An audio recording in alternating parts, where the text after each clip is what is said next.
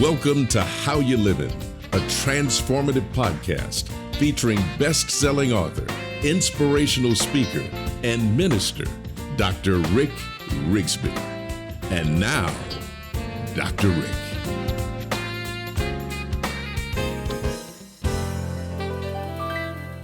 Hello, friends. Thank you so much for joining us for our podcast today. I want to talk to you about something that we have an abundance of these days, stress. But I'm not so much interested in talking about stress as much as I am talking about how we can cope with that stress. I read an interesting article recently, Psychology Today, December 2020. The article asked readers to consider two statements. Statement number one, stress is good for you, motivates you to stay alert and focused. Statement number two, stress is bad for you, a silent killer, causing irritability, fatigue, sickness, and death. Now, which of the above statements is true? And the answer, of course, is it depends. According to psychologists, the answer has nothing to do with our stressors and everything to do with our reaction to stress. You know, COVID fatigue is real. Zoom calling is isolating. Mental health has become the major issue of our day, and there's no magic formula that will suddenly end all of this. According to the American Psychological Association, the pandemic has dramatically increased our stress level here in America.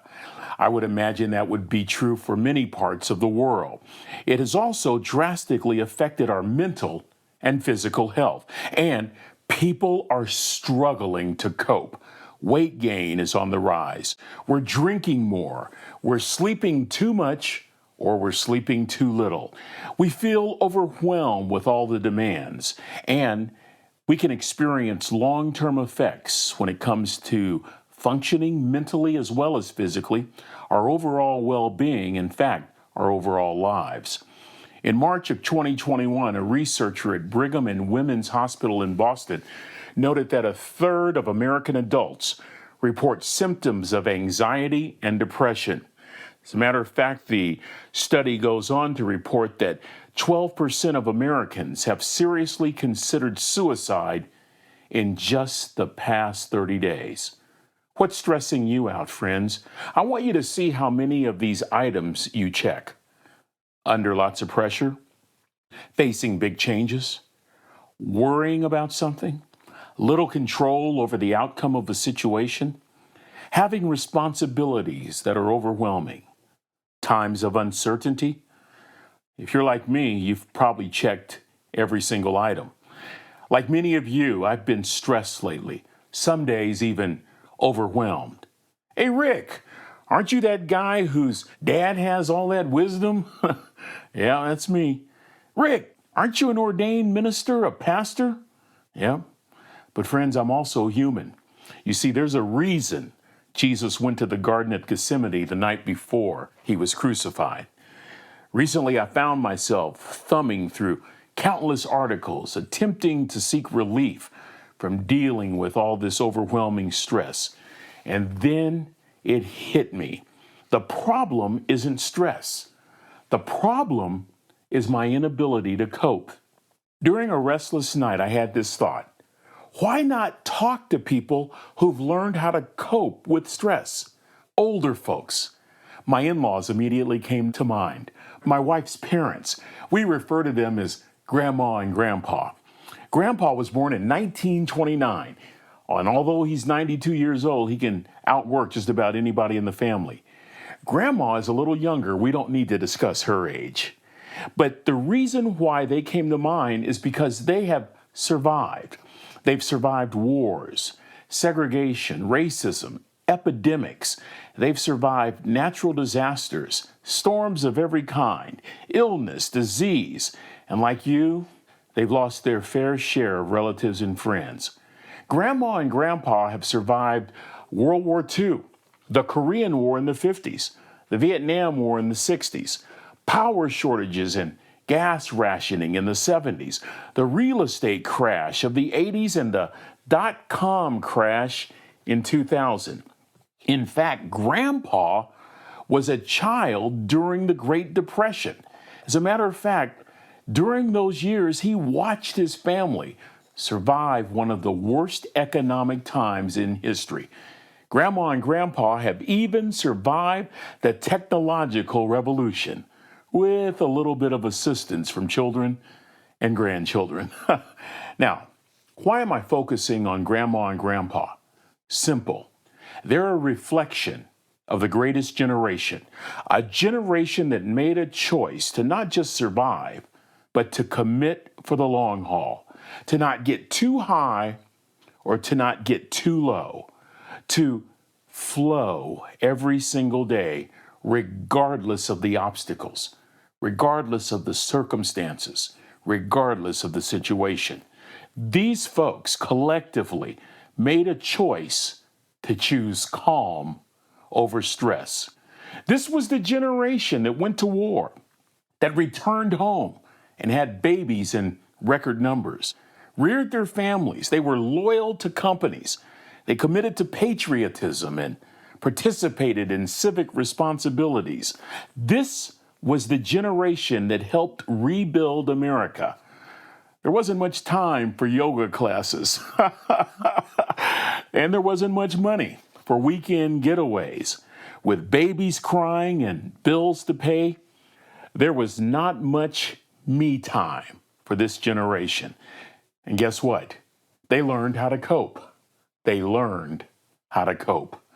I spoke with Grandma and Grandpa recently. I asked them a few questions, mostly to help me.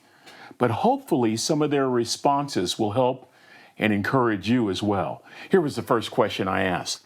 I said, in light of everything that's going on, in fact, in light of the last several decades, how have you folks learned to cope?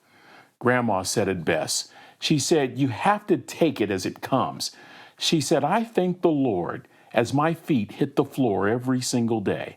And then I ask for his help to take it as it comes throughout the whole day. That's good advice, y'all. Grandpa agreed, saying, I've learned this one secret in life, one day at a time. Today has enough problems for itself. I'll worry about tomorrow and cope with tomorrow. Great advice. Then I asked, what are some of the things you folks do to remain calm? Grandma told me that the front porch has been a lifesaver. She said, I try to keep things in order. I try to keep things simple. For example, I love listening to birds singing. I love looking at my flowers and observing the colors of the leaves in the spring. She said, it's simply glorious. Grandpa said two things. First, he enjoys his daily trek to a nearby garage. He talks to the mechanics and talks to all the patrons waiting for repairs. And he also loves relaxing to the point of a self-induced nap several times a day. When I asked about advice for a younger generation, both Grandma and Grandpa echoed each other. They said, you must believe that God will not give you more than you can bear.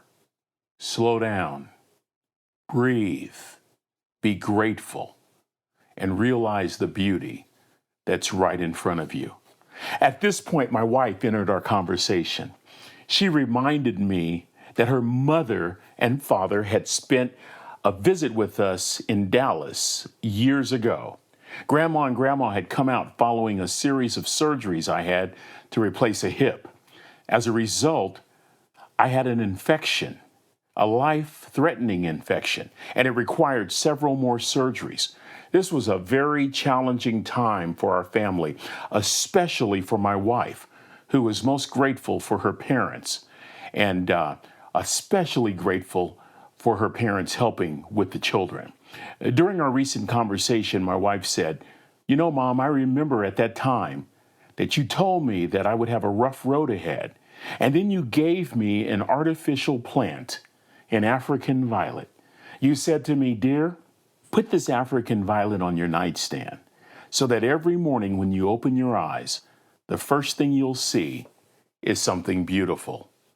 Reflecting all these years later, my wife recently told her mom, gazing at that plant forced me to slow down. It allowed me to breathe. It encouraged me to take in its beauty. Friends, that was over a decade ago that my wife's mother gave her that African violet. Do you know that little artificial plant is still on my wife's bedside table? I've never noticed it.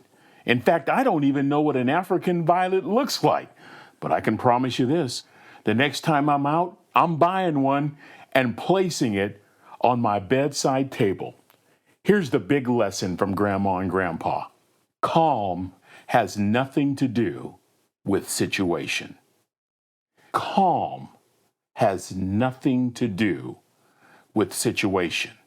The situation does not determine my reaction. My reaction was determined the moment my feet hit the floor this morning, when I thanked God for another day, when I asked God for His help to deal with whatever comes my way. Friends, there's a generation of Americans who live like this, and perhaps, just maybe, it's our turn to observe the beauty of an African violet, a subtle reminder that calm has nothing to do with situation. Thanks, Grandma. Thanks, Grandpa. Well, that's going to do it for this episode. Until we meet again, this is Dr. Rick, asking you the most important question I can ask. How you living? Are you ready to make an impact in your world right now?